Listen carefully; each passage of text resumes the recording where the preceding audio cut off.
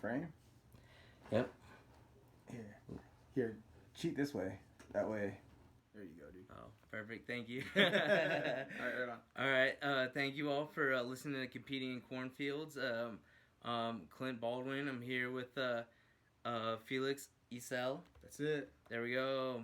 All right. So Felix, do you got any sponsors or events or things that you would like to shout out? Yeah, but they don't pay me enough. So like, no. I don't know. Like, so first of all, like, I get you talking about brought up sponsors. Before I even talk about any type of sponsorships, big like shout out to like Romology, Jay Donaldson. Yep. That's a great business, and without that place, I wouldn't have a place to do my comedy. So first and foremost, right there, I guess in a way he's kind of a sponsor. So we do the shows out in Romology. We have a great time. Great place. It is. It's a fantastic atmosphere. It's fun when we get our shows going, and it's really classy like every other night for sure. And then of course we got the Gato Comedy Gauntlet, which is our big competition. Fly Dogs, 3110 O Street. Marcus Pearson and the gang out there, they're really handling business. They're an official corporate sponsor of that. And I mean, I'm in a really blessed place because, I mean, we went through Rona, all this kind of stuff, and I just can't even believe that I'm in the discussion of having sponsors, So Fly Dogs is definitely the first, one to come on board, but we're currently talking to others, and we'll see if we can like just get the negotiations right. So it's kind of exciting, man. That is exciting. I need to head out to Fly Dogs too. Dude, you got to go, man. Seriously, like, it's nuts. This wasn't even part of the sponsorship. This was just part of a collaboration between, like, Marcus and I. But we got the Gato Comedy Dog. It's awesome. I went back to my childhood. I go down to Mexico, and, like, Mexicans can't do just, like, normal snacks. Like, they got to, like, get extra with it. So it's onions. Like, sauteed onions, chopped diced tomatoes, ketchup, salsa, bacon, man, it's mayonnaise, and it is slamming, dude. It is slamming. So big shout out to Marcus. Yeah, you got to go down there, man. Go there, try Gato Comedy Dog. Tell him I sent you. Man, that sounds amazing. I'm gonna have to do that. Really quick, I don't know. Yeah. Have you ever done the one chip challenge? Man, I'm not messing with that. I know what you're talking about. Yeah, no, I ain't touching that. Okay. Yeah. So you know how like stereotypes are based on stuff, right? So, for real, I eat tortillas with, like, every single meal. That's just how it goes. Sometimes my silverware doesn't even get dirty because I just like tortillas every single meal. But where I break away is I max out at, like, jalapenos. Like, so I'm not doing, like, habaneros or, like, one-chip challenge. Like, nope, that's fine, man. I'll leave that to somebody else. That's like, the expert Mexicans, man. I'm just, like, on a different vibe. Yeah, I ain't doing that. I did about a half on Saturday. Half a chip? Yeah, half a chip. Only half. And I was ruined for like 10 minutes and drank a ton of milk. Yeah. But, yeah, anyways. Yeah, no, I hear you. Right. Unless you're really a crazy hot person, like I'm I'm like you pretty much on the hot scale. Right. And you got to be a crazy person. You got to be nuts, man. Yeah, forget that noise. That ain't happening ever. Yeah. No way. I just want to say shout out to 360 Phase Barbershop on 48th Street behind Cane's. Shout out to Brian there. Go check him out.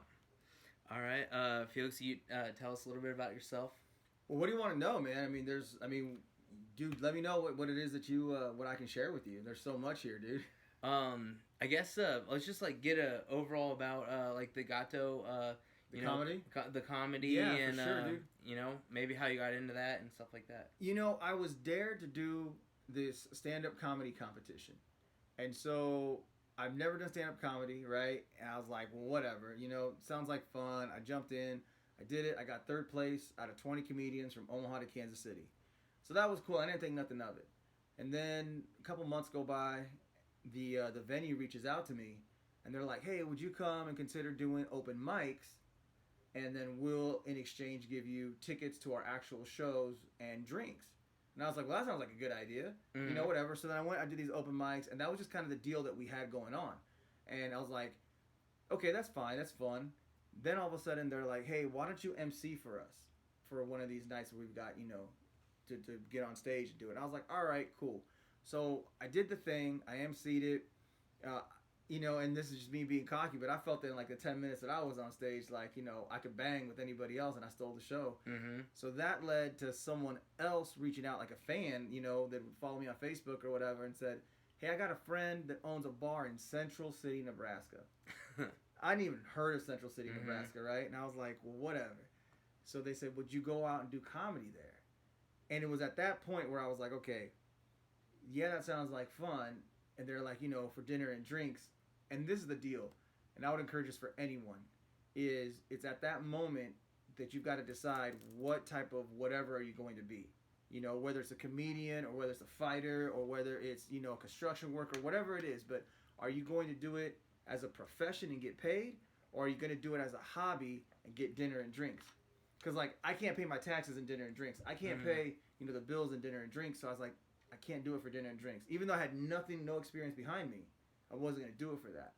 So, talked with the venue owner. We made the money right.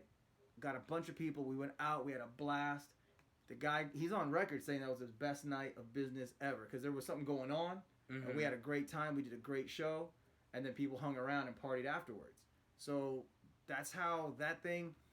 And then a big shout out to Rosie, man. Ryan Rosenthal over from Rosie's, on 14th and Highway 2. That guy gave me a shot. We made the money right. I did my first show that I produced for myself.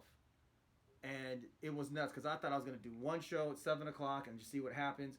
That sold out in hours from posting on Facebook. So we did a second show.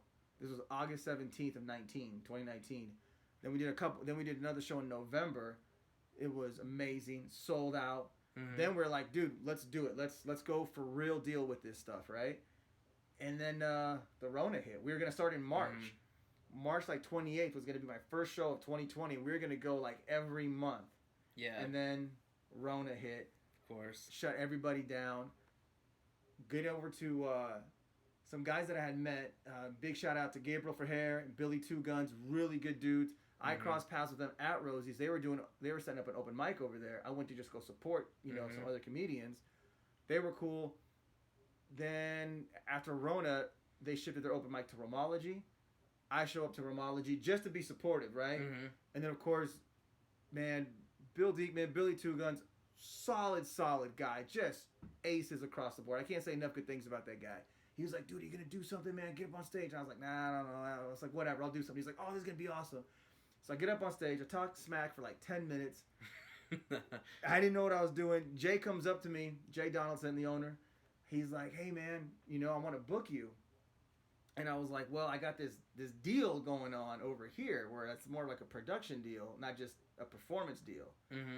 And then Jay and I talked. It was a really sweet thing. I mean, again, I wouldn't be where I'm at without Jay Donaldson or without, Rosie's or without Central City or without, all those kind of things. And right. So it was just kind of this weird progression, and now it looks like we're on the upswing of everything with the COVID and kind of stuff like that. We've been rolling out some more shows. We're selling out consistently. It's just a blast, dude. It's just a fun. So that's how it started, and that's where we're at. Right. Yeah. And did the first shows that you started out were they mostly pretty successful, or I know you've been selling out? I've only sold out. From the first show that I did, I sold out in a couple of hours, and then I added a second show, and then I've only sold out. It's amazing. I mean, it's really cool. I'm lucky to have friends that support what I do. Yeah. But then I'm also lucky to be able to create fans. Yeah. But the way you do that is you get a good product. For sure. So I find the right talent, I put them in the right place.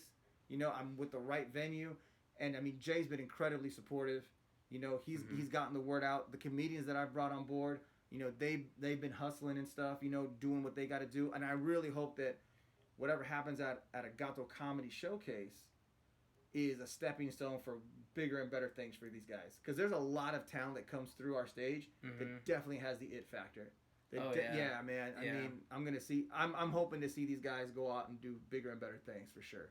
For sure. I was gonna ask you at some point, but my second open mic, I was at Rosie's. Yeah. And I was I don't know. I had some kind of a joke about anyway about Adam and Eve and saying it'd be more convincing if they gave up brought sin into the world and gave up everything if it was a pizza tree versus the apple tree. It's stupid, but that was a joke I wrote in high school. But I was doing that at Rosie's. Yeah. And then some guy just walks right up to the stage, and as he's walking out, he just goes thumbs down right in my face. I thought he was the owner for a little while, but I figured out he wasn't. But do you ever have to deal with hecklers? I was like stunned for a second, and then I was like, oh, I remember where I was. So, you know, I'll answer that, and then I'll give you another answer to go with it. So as far as like hecklers, I don't mind them, you know, but the hecklers got to understand that if you want to be a part of the show, be prepared to be part of the show.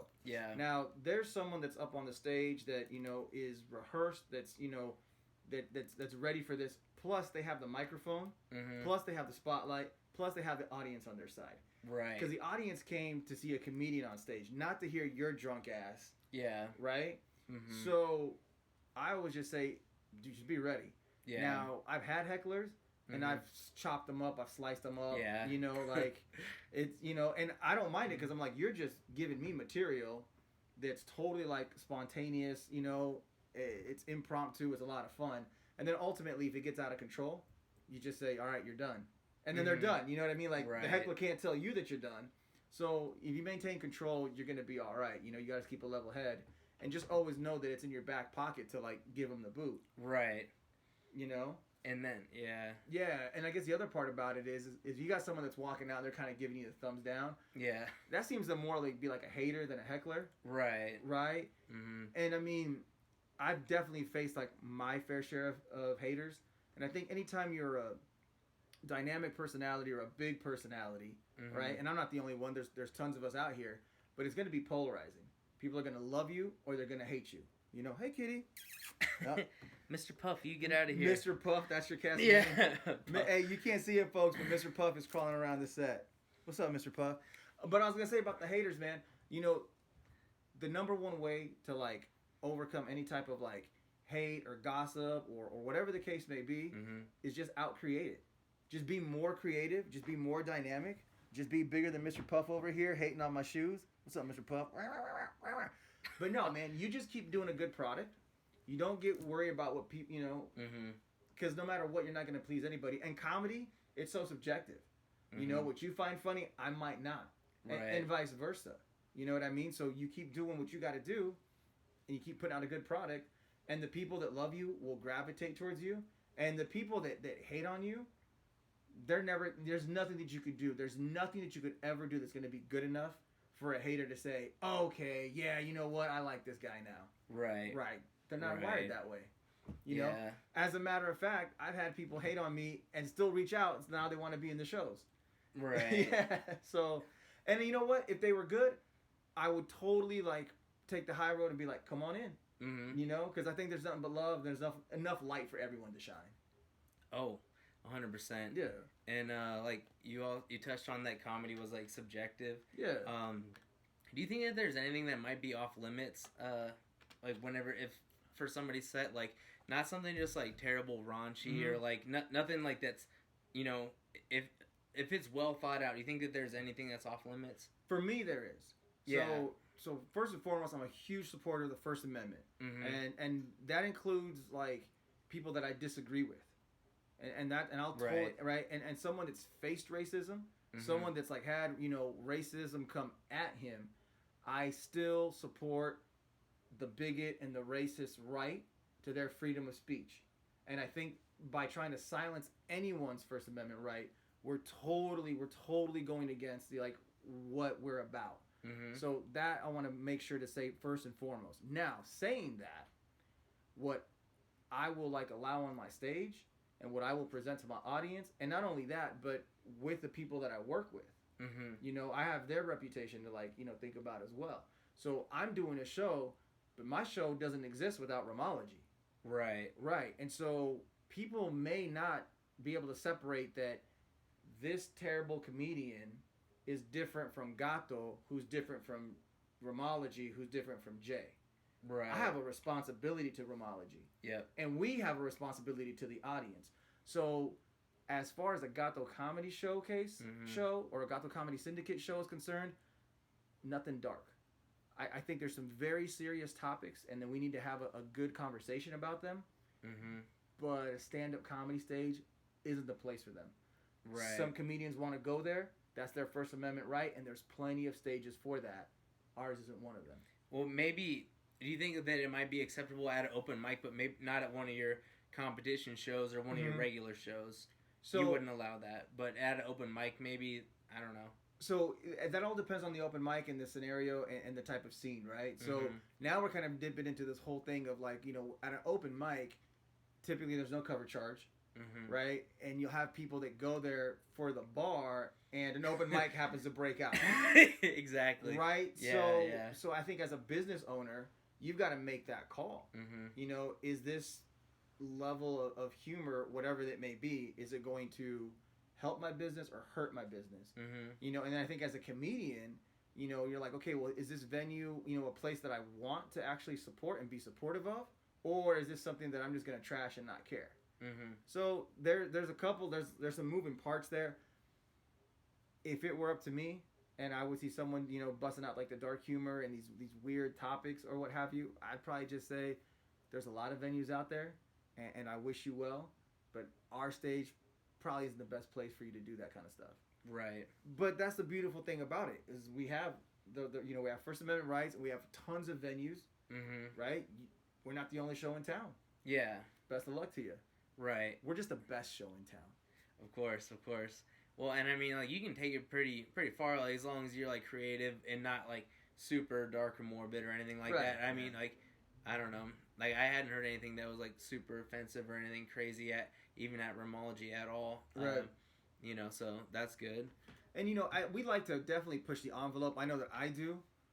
But again, there's those things, and that's the thing is like, are we saying something just for the shock factor, or is there some intelligent humor behind it? Right. Right. Are we saying something just to have you like cringe, or is it to be like a little thought provoking? And is there, is it to be hurtful, or is it to be, like we're razzing? There's a difference there. Right. Right.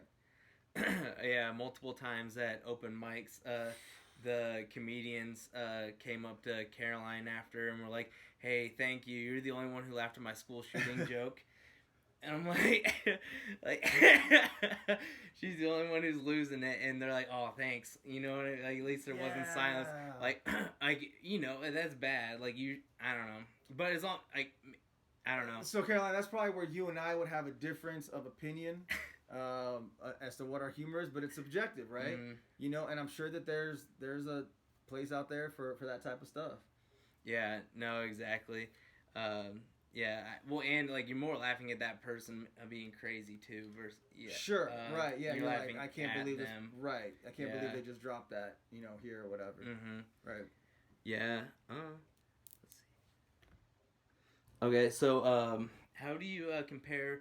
Like, if you are just getting ready for a set versus you're hosting your whole comedy show, right, as well as doing your thing, right? How do I prepare for it? Well, I mean, I guess what will be the difference there, or I don't know what extra challenges are like being the host, doing your thing, versus just getting up there. So, well, I mean, gosh, being a host or whatever, you come out, you've got to definitely like handle some business, right? You got to make sure to like let people know like what's going on, like where the restrooms are, just some housekeeping stuff. And of course, when that light hits as a performer first, you sort of like, you're like, oh, I got to make sure to say these kind of things, and as a host, I think I am responsible for that immediate atmosphere, the immediate ambiance and energy, because we want to like really have a welcoming stage for these comedians to come up on, right? So we want that audience to be warmed up, to be primed, right? So you definitely got to like work the crowd a little bit and invite them in. I mean, that's what makes the show is the audience. Right. Everything is audience centered. We want to make sure that the audience has a complete experience. That's why we say we're the best experience in the region. And it's not that like that we're just here patting ourselves on the back. It's because at our production meetings, we think about the audience first. What can we do to make their experience from the second they hit the door to the second they leave being like, holy smokes, this was something out of there, So as a host, that's definitely like what's on my mind. When I go back to the green room, make sure that all the talent is taken care of, that they're good, their drinks are solid, because it's audience focused, but it's also talent focused. We have a fantastic green room. We want to make sure that everybody's comfortable, everybody's feeling good, feeling the energy, feeling the love. If I'm a performer, I guess the thing is that I started doing Gato comedy stuff, and it was just I was producing it, so I don't know what it's like. I mean, I had those 10 minutes, back, at the comedy loft that's now out of business or whatever. I had those 10 minutes to just be a performer, but even then it was like you're also an MC. Right. So I've never had just where I'm like, oh, this is my set and this is what I'm gonna do. You've been doing the whole thing the whole time. The whole time. Yeah. And now we're expanding. Now we're growing. So, I guess knock on wood that like I hope I never am just a performer. You know, and I don't want to say just a performer, but at least when it comes to gato. Right. Yeah. Right. Yeah. And then so you know, what do you have a process of like letting go of material, or like, you know what I mean, where you think that I don't know, you know what I mean, like switching it up? You have to. Yeah. You absolutely have to, right? Because the worst thing is, you know, and I've seen cats, man. Mm-hmm. I've seen cats do the same joke from 2 years ago, and I just what are we doing here? I get it. You want to be polished. You want to like, you know, work it out, but there's a mirror, there's a camera, like video yourself, you know, rehearse. So you've got to definitely like evolve your stuff. And I think it's okay if you're in front of a new audience, but you gotta just assume that if you're in the same city, and I mean, it's like we're Lincoln, Nebraska, we're 300,000.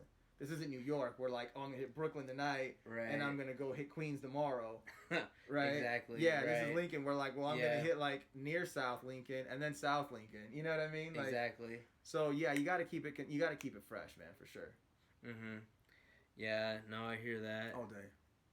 Yeah.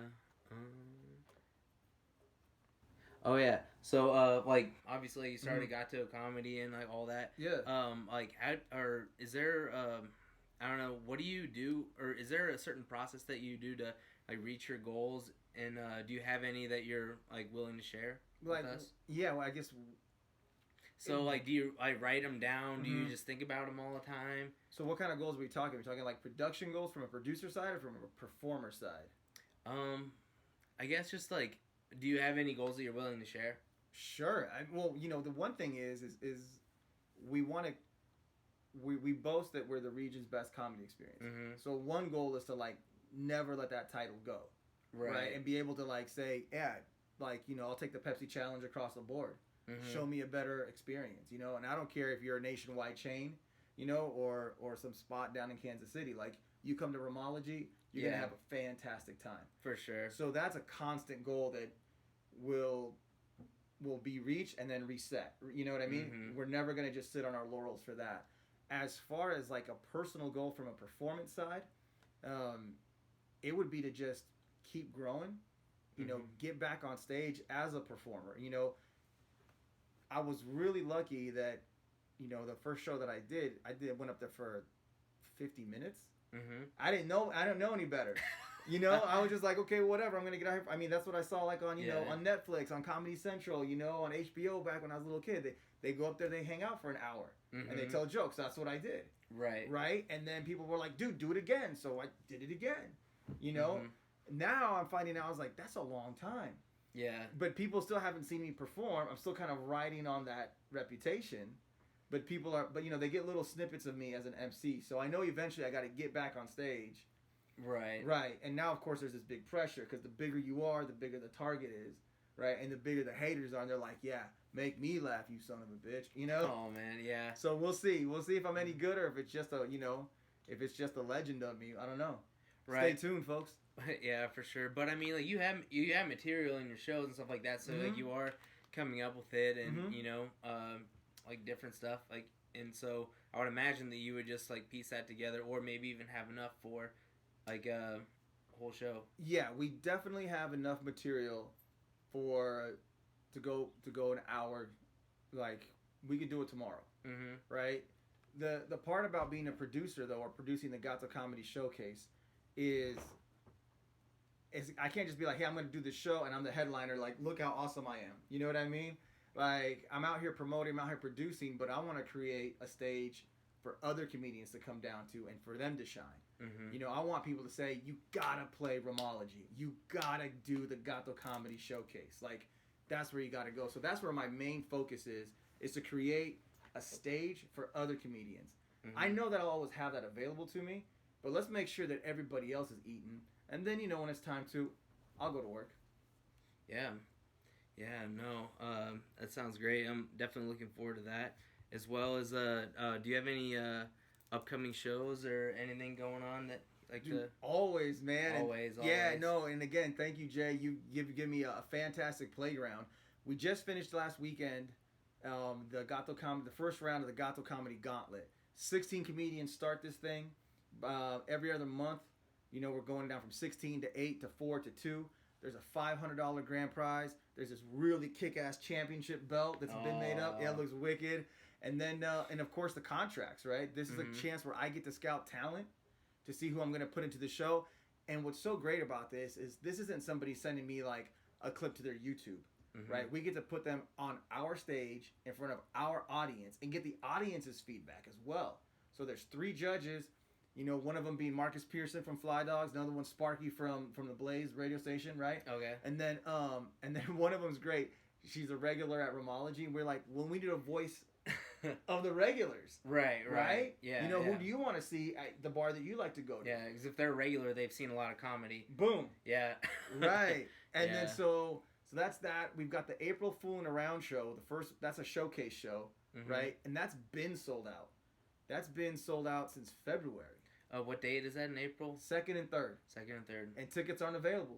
They sell out. They're already done. They're already done. Here's the part that's blowing my mind. We have a show scheduled in June. A tribute to Kenny Rogers. Yeah. Yeah. Tickets are on sale, and they've been selling. For a show in June. That just blows my mind. That shows like what we're creating, the atmosphere, the ambiance, the whole experience, and people are dialed in and ready for it, man. It's cool. I'm getting on that one I'm getting tickets for that one. Billy's on that one. Billy's on that one. Yeah, Billy Two Guns is on that. We got this great gal, Christine. She's coming out from Denver. We've got this other gal, BJ, who's coming out from like the Panhandle. They're driving out just to be on the Gato show. It's gonna be some really, really good time, man. We got this dude Skyler. He's coming down from the Siouxland area. I'm just totally stoked. And Ben Webb from Omaha. So it's a solid card. And then, it's called, Tribute to Kenny Rogers. So I got to obviously incorporate something with that in there. and I think there might be a guest appearance by if I get the name right, by Pauly Darton. So we'll just see what happens, man. All right? All right. Yeah. That sounds good. And that's going to be June, whatever the first weekend in June is, guys. I think it's 2nd and 3rd as well. I don't know. Yeah, it's going to be a badass time, though, man. So, yeah, you definitely want to get your tickets. And what I always tell folks is the early shows, those are for folks that like to have dinner and a show. And the late shows, those are for the folks that like to have drinks and the show. It's definitely a tale of 2 shows, man. Like the early crowd, it's kind of cool because like they're a little bit more mellow. They'll let you like get through your set. They'll laugh when they're supposed to. There's not a whole lot of heckling. Everyone has a good time. You're done right on time. The late crowd, bunch of drinkers. You got to be ready to roll with those hecklers, dude. But it's okay because if they're having a great time and it's not taken away from the experience, game on. Yeah. I was an idiot one time, and I was at an open mic just sitting there. Yeah. And a guy got up, and he had a NASA shirt, and I was like, "Oh, you work at NASA?" And and he said he roasted me pretty good. But whenever he got off stage, he gave me like a handshake. He's like, "Oh man, thanks for letting me roast you," and all that stuff. And like, not that I would have gotten mad at him. You know what I mean? Maybe somebody would, but I was like, "Oh shoot!" I did it subconsciously, and I was like, "Crap." And I dealt with it. Right, and it's all love. I think that's the one thing, too, is that, if you're getting heckled, typically it's just that someone's having a good time, and they want to just be a part of that experience. Yeah. Right? Now, of course, there have been people that are out of control, and that's when you just say, you're done, and out the door you go, and then everybody applauds. Right. So everybody's happy, so you just earn some, audience points. Yeah. Yeah, no, I agree. So everybody check it out. I believe that'd be June 5th, the Saturday. Right, so June 4th and 5th. 4th and 5th. Right, yeah. If you follow us on Facebook, Gato Comedy Syndicate, you'll find a link to the ticket sales. Message me. I'll send you the link directly. We'll get you all tickets, man. Yeah, definitely would recommend. All right, thanks a lot, Felix. Yeah, absolutely, man. Thanks for having me. I really appreciate it. Yeah, definitely. Thank you. Cool.